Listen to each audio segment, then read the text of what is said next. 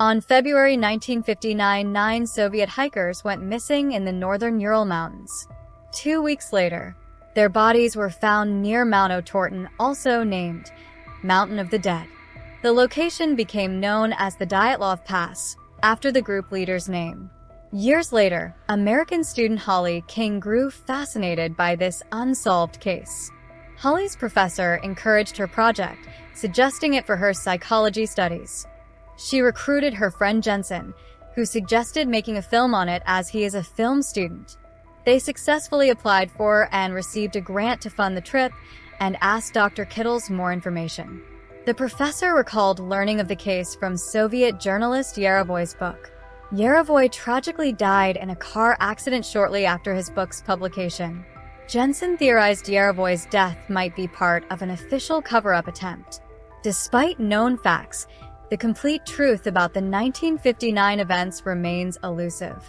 The common theory of hypothermic dementia seems unlikely for 9 experienced hikers. Also, an avalanche explanation doesn't fit why they waited near camp barefoot for hours. Many possibilities exist, including secrets held by the Russian military establishment.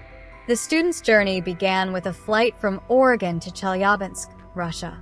From there, they planned to head towards the Mansi Peoples, Mountain of the Dead. The expedition team included sound engineer Denise and experienced climbers Andy and Hauer. They diligently prepared, buying rations, studying maps, and undergoing mountain training. On January 25th, the student expedition team officially set off on their journey. Sometime later, U.S. News reported the 5 Oregon students missing in Russia. Russian rescuers found their abandoned tents, backpacks, and other camping equipment. A Russian reporter noted the very strange circumstances of their disappearance. Winter temperatures there plummet to -50 degrees Celsius with unpredictable, disorienting winds. Speculation included extraterrestrial devices as seen by witnesses, or even the Yeti. Mansi elders remembered rumbling sounds and fiery balls over the mountains in 1959. They believed the area was a portal connecting to another world. It seemed the students tragically succeeded in replicating the Dyatlov fate. Rescuers recovered a camera documenting the students' final days. Hackers leaked frames showing Holly talking about darkness from an open door. Jensen tried calming Holly, though she felt trapped and hopeless. The recovered footage then shows events from a month prior to discovery. The cheerful students traveled by train towards the Urals, hopeful and excited. Andy proudly showed off his new phone with GPS for mountain navigation. Holly conducted psychological tests assessing the group's motivation for the hike. They arrived in Ivdel, hoping to interview the sole 1959 survivor. The survivor was confined to a psychiatric hospital and couldn't be reached. Doctors refused access, but the students glimpsed him holding a note which said, "Leave." The group spent the evening at a local bar recommended by the bartender. He mentioned the original Dyatlov group had stopped there in 1959. They met Sergei, who spoke English and offered a ride to the village Vizai. Sergei recounted his aunt, an English teacher, was part of the 1959 search. His aunt claimed 11 bodies were found in 1959, not just 9.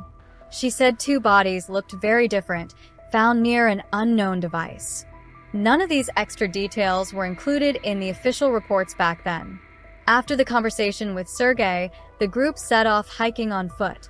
They set up their first night's camp as the weather began to worsen. Hauer cooked dinner while the group joked and maintained good spirits. That night, they observed strange orange lights flashing up in the sky. They recalled 1959 reports of similar orange flashes over the Dyatlov camp. Deciding the mystery was beyond them for now, they went to sleep. In the morning, they discovered numerous large, barefoot tracks around the tents. Strangely, the human-like tracks seemed to appear and disappear with no origin or destination. Exploring the area, they soon found an abandoned meteorological station building. The same mysterious footprints surrounded the deserted station structure. Inside the station's booth, they found a disturbing sight: a severed human tongue. Denise panicked, urging Holly they should leave immediately, but Holly hesitated. Jensen recalled tales of a deadly pass in China causing madness and death via wind sounds. Holly then confessed she dreamed of mountains, snow, and a dark door. Hearing about Dyatlov Pass later felt connected to her unsettling dream. While they talked, the camera accidentally filmed two distant figures running away. Continuing their hike, they unexpectedly arrived right at the Dyatlov Pass site. Holly reflected, 9 people camped here, ate dinner, then fled in terror. Authorities called it an unknown irresistible force that made them cut the tent. They ran out into the freezing minus 28 degrees Celsius night, unprepared and panicked. Holly marked the spots where bodies were found: Slobodin, Dyatlov, Kolmogorova. Kolmogorova fought back. Her tongue and mouth cavity were ripped out violently. Other victims: Dubinina, Tibor Brignoles, Zolotaryov, Kolevatov died cause of hypothermia. However, Rustam and Nikolai had fatal skull injuries without external trauma. Ludmila and Alexander suffered broken ribs, also without bruising or signs of attack.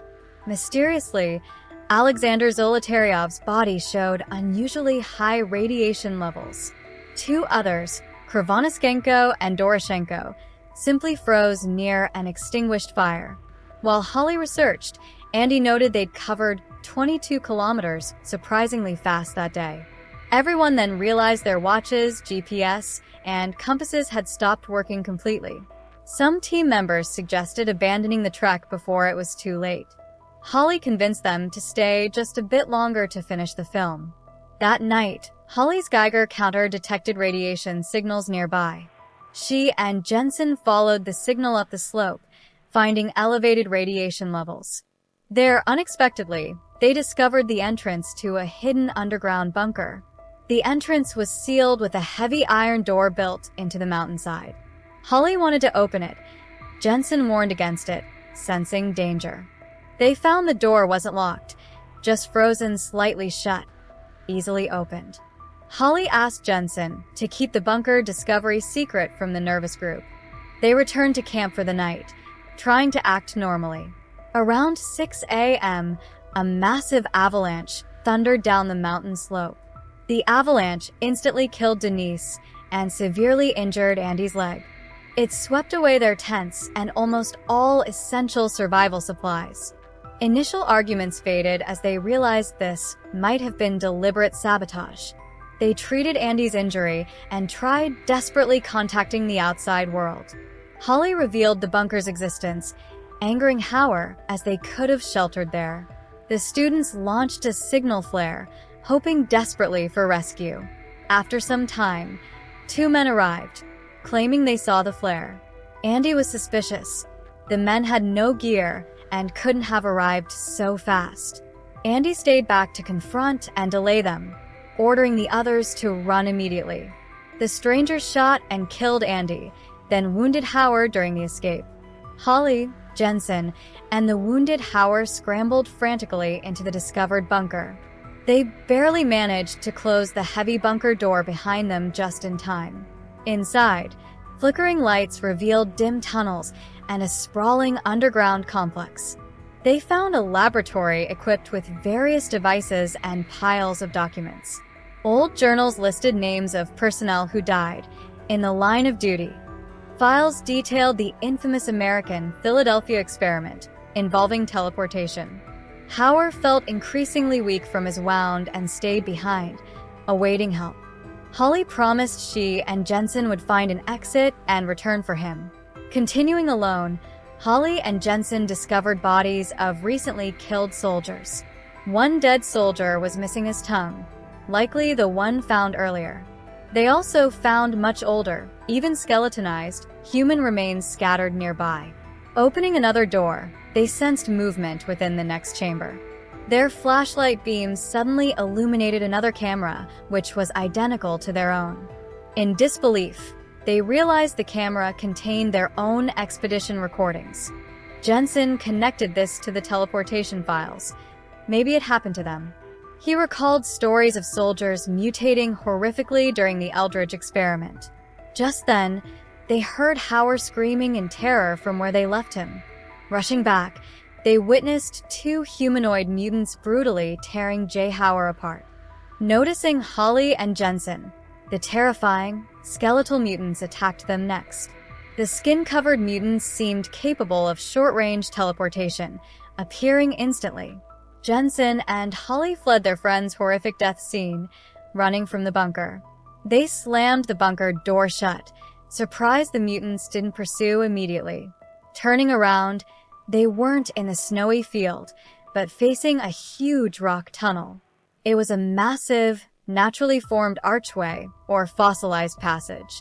The students realized this must be the pathway for mutant teleportation.